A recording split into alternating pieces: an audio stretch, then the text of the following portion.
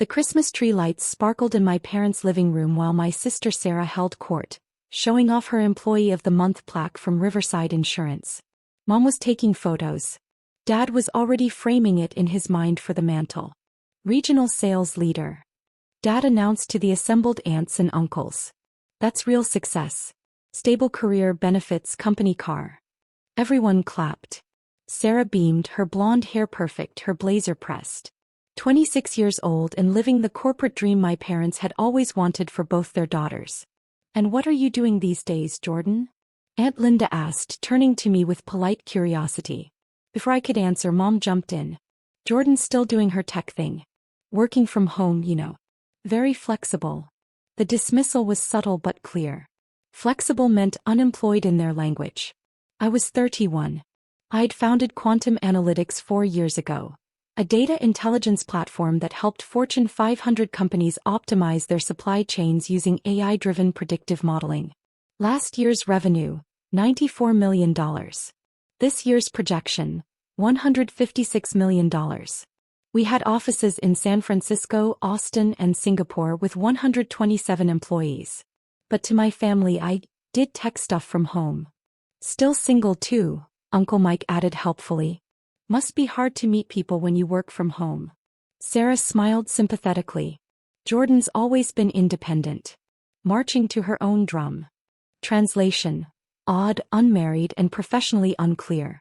Sarah's engaged, you know, Mom said, steering back to safer territory. Derek proposed last month. He's a financial analyst. They're looking at houses in the suburbs. More photos. More praise. Derek appeared from the kitchen, shaking hands, accepting congratulations. He worked at a mid-sized investment firm, pulling in maybe $120,000 a year. Respectable. Safe. Everything my parents valued. I checked my phone discreetly. The Forbes team had sent the final confirmation an hour ago. The embargo lifted at 8 p.m. Eastern, in exactly 43 minutes. Their holiday special issue featured 30 under 35.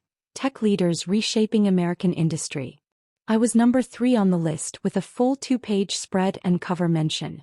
The story detailed Quantum Analytics' meteoric rise, our $200 million Series C funding round last quarter, and my personal net worth of approximately $380 million. The journalist had called it the most impressive bootstrapped success story in enterprise software since Salesforce. But here I was, still the daughter who did tech stuff. "Jordan, honey," Mom said, finally acknowledging my presence, "would you help me in the kitchen? We need to start the appetizers." But Sarah got praise in the living room. I got kitchen duty. In the kitchen, Mom handed me a cheese platter to arrange. "You know, sweetie, it's not too late to think about a real career. Sarah's company is always hiring. Maybe something in their IT department? You're good with computers." IT department. I ran a company that processed 47 billion data points daily for clients including Walmart, Amazon, and General Motors. But sure, IT support sounded great. "I'm happy with what I'm doing, Mom. Are you, though?" She lowered her voice. "You're 31. No husband, no stable job. When are you going to settle down?" Look at Sarah. Engaged, promoted, building a real life. A real life. My company had been valued at $1.2 billion in our last funding round. But apparently that wasn't real. "I'm doing fine." Fine isn't enough. She arranged crackers with sharp, precise movements. "Your father and I worry. This tech bubble could burst any time. Then what? You'll have nothing." The tech bubble that had created 7 of the 10 largest companies in the world. That bubble. Dad poked his head into the kitchen. "Jordan, while you're here, our router's been acting up. Think you could take a look after dinner? You're the tech person." Tech person. Not CEO. Not founder. Tech person who fixed routers. "Sure, Dad." Back in the living room, Sarah was showing Derek's parents her Employee of the Month certificate. "It's my 3rd one this year. The regional VP said I'm on track for district manager." "That's wonderful." Derek's mother gushed. "A career path. Stability. That's what matters." I sat on the couch's edge checking my phone again. 31 minutes until the embargo lifted. Forbes had coordinated the release across all platforms. Website, social media, and their special segment on CNN Business Tonight, which aired at 8 p.m. CNN Business Tonight, which my parents always watched, which was currently queued up on their TV, waiting for the Christmas special to end. Jordan, you're on your phone again, Sarah said with sisterly concern. It's Christmas Eve. Can't work, wait. Just checking something. See, this is what I mean, Mom said to Aunt Linda. No work-life balance with these startup things. Sarah leaves work at work. That's professionalism. Uncle Mike leaned back with his beer. I read that most startups fail within 5 years. Something like 90%. Jordan, you got a backup plan? I'm good, thanks. Just saying, at some point you need security. Look at me, 30 years at the post office, full pension waiting. That's how you build a life. Dad nodded approvingly. Mike's right. These tech gambles are fine when you're young, but eventually you need something solid. Sarah understands that. Sarah smiled modestly. I just think traditional careers have proven themselves. There's a reason Fortune 500 companies are still around, you know? Fortune 500 companies. 12 of which were my clients. But nobody asked. The conversation drifted to Sarah's wedding plans. Spring ceremony, 200 guests, destination bachelorette party. Mom was crying happy tears. Dad was talking about walking her down the aisle. Derek's parents were discussing their contribution to the venue costs. I excused myself to the bathroom and checked my email. The Forbes PR team had sent the final preview.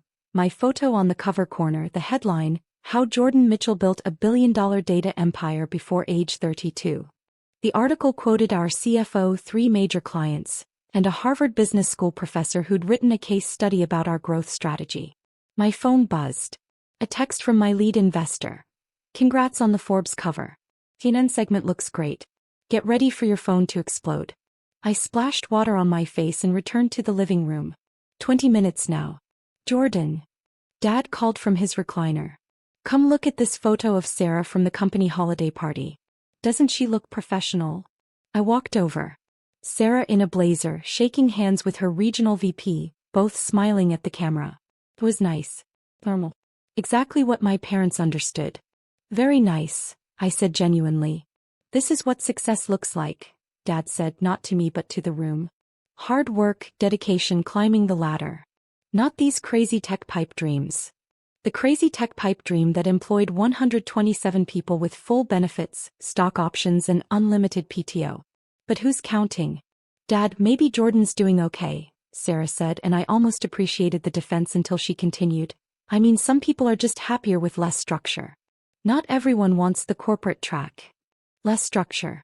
I had 7 direct reports, quarterly board meetings and investor presentations that determined $100 million decisions. But sure, less structure. 8 o'clock approached. Mom was bringing out dessert. The Christmas special was ending on CNN. Oh, Business Tonight is coming on, Aunt Linda noted. The holiday edition. Should be interesting. The family settled in, plates balanced on laps, attention turning to the TV. The CNN anchor appeared, polished and professional. Good evening. Tonight, a special holiday edition focusing on the year's biggest business success stories. We're particularly excited to discuss Forbes' just-released 30 under 35 list, highlighting the young entrepreneurs reshaping American industry. My heart rate picked up. Our top story. Jordan Mitchell, founder and CEO of Quantum Analytics, who's revolutionizing how Fortune 500 companies use artificial intelligence for supply chain optimization. My face filled the screen. Professional photo from last month's Incorporated magazine shoot. The room went completely silent. Mitchell founded Quantum Analytics just 4 years ago, and the company has already reached a $1.2 billion valuation. Her clients include Walmart, Amazon, General Motors, and over 40 other Fortune 500 companies. Dad's beer stopped halfway to his mouth. The segment cut to an interview with me, filmed 2 weeks ago in our San Francisco headquarters. On screen, I stood in front of floor-to-ceiling windows overlooking the bay, our company logo prominent behind me. We saw a gap in how companies were using data, interview Jordan explained. Traditional analytics were reactive.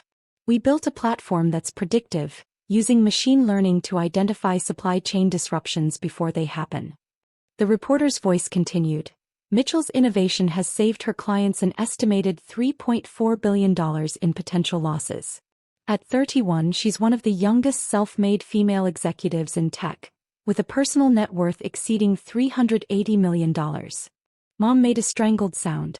The segment showed our offices, sleek, modern, filled with engineers at standing desks and walls covered with data visualizations. Then footage of me speaking at a tech conference, presenting to a room of thousands. Mitchell graduated from MIT with degrees in computer science and economics, the reporter continued. She worked at Google for 2 years before striking out on her own, initially funding the company with $50,000 in savings and building the first product in her San Francisco apartment. The apartment they told me to leave because I needed a real job. The segment featured testimonials. The CTO of Walmart, Jordan's platform transformed how we manage inventory. She's brilliant, visionary, and frankly, she's making the rest of us look outdated. The CEO of a major logistics company, quantum analytics is the gold standard. Every supply chain executive I know either uses their platform or wishes they could afford it. A Harvard Business School professor, Mitchell's approach to AI-driven logistics is being taught in business schools worldwide. She's created an entirely new category of enterprise software. The segment returned to my interview. Success isn't about following a traditional path, I said on screen. It's about identifying real problems and building solutions that create value. Sometimes that means working from an apartment at 3 a.m., or taking calls from Singapore while your family wonders when you'll get a real job. I smiled slightly on screen. But if you believe in what you're building and you're solving genuine problems for real clients, the path becomes clear. Even if nobody else sees it yet. The reporter concluded, Mitchell's advice to young entrepreneurs is simple. Trust your vision even when others don't. With quantum analytics projected to exceed $200 million in revenue next year and expansion into European and Asian markets, it seems her vision is paying off. Jordan Mitchell, number 3 on Forbes 30 under 35 list. The segment ended. A commercial break began. Nobody moved. Nobody spoke. 15 people frozen in a living room, dessert plates forgotten, staring at a TV that was now advertising car insurance. Dad's face had gone from ruddy to pale. Mom's mouth was actually hanging open. Sarah looked like she'd been slapped. Uncle Mike broke the silence. Did that just say $380 million? Personal net worth, Aunt Linda whispered. That's what the reporter said. Derek's father turned to me slowly. You're the Jordan Mitchell from Quantum Analytics? Yes. The company that handles Amazon's predictive logistics? Among others, yes. Sarah found her voice. But, you work from home. You're always on your laptop. You thought I was unemployed, I finished gently. Or doing freelance work. Something small. Why didn't you tell us? Mom's voice cracked. I tried. Multiple times. I kept my tone even, not angry, just factual. 2 years ago I mentioned landing Walmart as a client. Dad said, "That's nice, honey," and asked if I'd fixed his router yet. Last Christmas I tried to explain our Series B funding. Mom interrupted to ask when I'd get a job with health insurance. The memories hung in the air, undeniable now. 6 months ago I invited everyone to our office opening in Austin, I continued. Sarah said she was busy with a work training. It was a Saturday. The office opening made TechCrunch and the Wall Street Journal. Dad set down his beer with a shaking hand. Jordan, we had no idea. You had every opportunity to know. You chose not to ask questions. You decided what my life was and you never looked deeper. Sarah's voice was small. We thought you were struggling. I know. Because struggling was easier for you to accept than the possibility that I'd succeeded on a path you didn't understand. I looked at each of them. I didn't need you to understand the technology. I just needed you to respect that I knew what I was doing. But you never said anything about money or, Mom started. Because it's not about money, I said. It's about what I built. The problem I solved. The company I created. I pointed at the TV. 127 people have jobs because of quantum analytics. 43 Fortune 500 companies use our platform. That's what matters, not my bank account. Uncle Mike cleared his throat. So when you said you were checking your phone earlier, I was checking when the Forbes article went live. I knew it would air tonight. I didn't tell anyone because... I paused. I wanted to see if you'd finally listen. The room went quiet. Derek's mom spoke softly. Jordan, we're impressed. Maybe we made assumptions. You did, I said. Because I didn't fit your idea of success. Sarah has a corporate job, a fiancé, a house. You understood her path. You celebrated her. But you treated my work like a hobby. Sarah started crying. Jordan, I'm sorry. I didn't know. You didn't ask. I sighed. Sarah, I'm not mad. You did what made sense for you. But you all assumed that because I chose differently I was wrong. Dad stood up. Sweetheart, we're proud of you. We always have been. No, I said. You're proud now that CNN told you to be. That Forbes said I mattered. That Harvard professors study my company. I picked up my coat. You weren't proud when I was working 100-hour weeks in that small apartment. When investors said a woman couldn't run a tech company. Mom looked worried. Where are you going? Back to my hotel. I fly to Singapore tomorrow for a client meeting. I stopped at the door. I came because it's Christmas. But tonight, you praised Sarah's award and ignored my life's work. Jordan, please, Sarah said. Sarah, I'm happy for you.